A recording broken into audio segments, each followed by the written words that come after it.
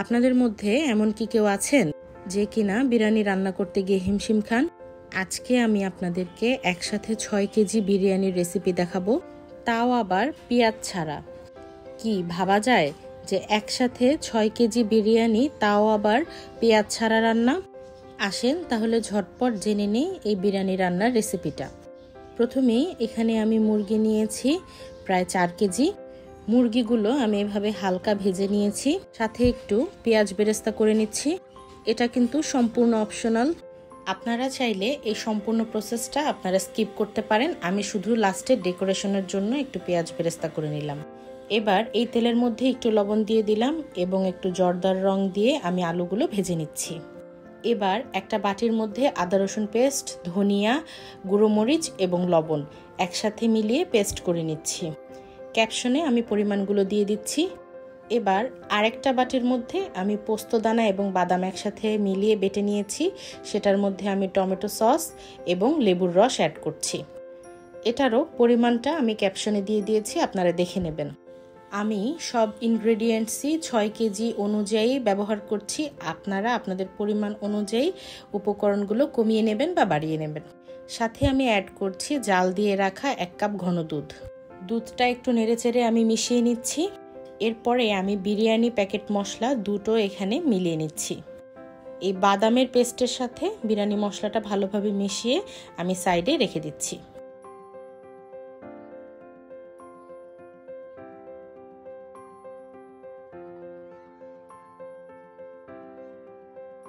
এবার আমি রান্নার জন্য তেল গরম করতে দিয়ে চুলায় প্রথমে যে বাটিটার মধ্যে আদা রসুনের পেস্ট সহ মশলাগুলি রেখেছিলাম, সেই মশলাটা দিয়ে ভালো মতো কষিয়ে নিচ্ছি।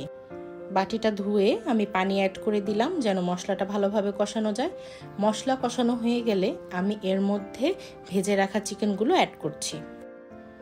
চিকেনটা ভালোভাবে মিশিয়ে এই চিকেনটাকেও কিছুক্ষণ ধরে কষাতে হবে।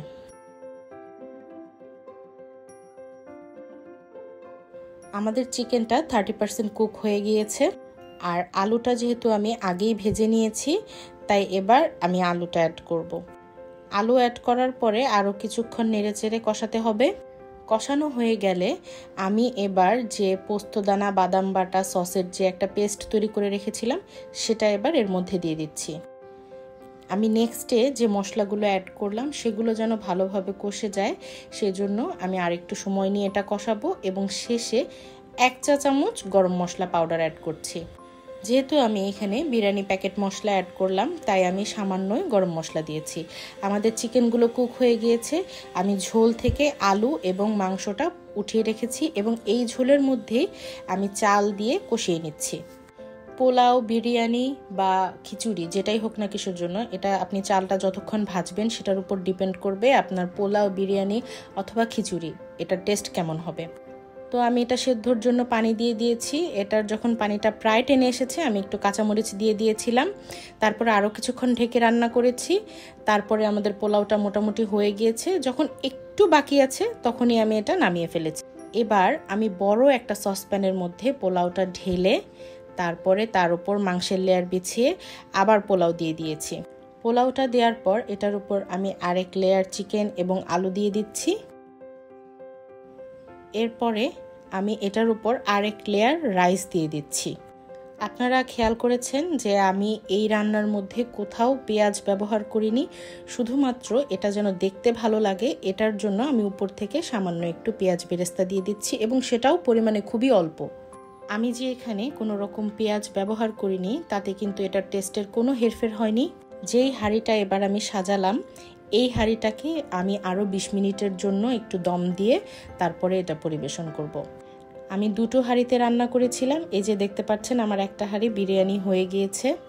এই রেসিপি দেখে যে কেউ বিরিয়ানি রান্না করতে পারবেন এবং আশা রাখি টেস্টটা ভালো হবে। আপনারা কিন্তু চাইলে ঈদের মধ্যে এই চিকেন বিরিয়ানিটি ট্রাই করতে পারেন এবং কমেন্টে আমাকে জানাবেন যে এটা খেতে কেমন লেগেছে। সবাই খুব ভালো থাকবেন। আল্লাহ হাফেজ।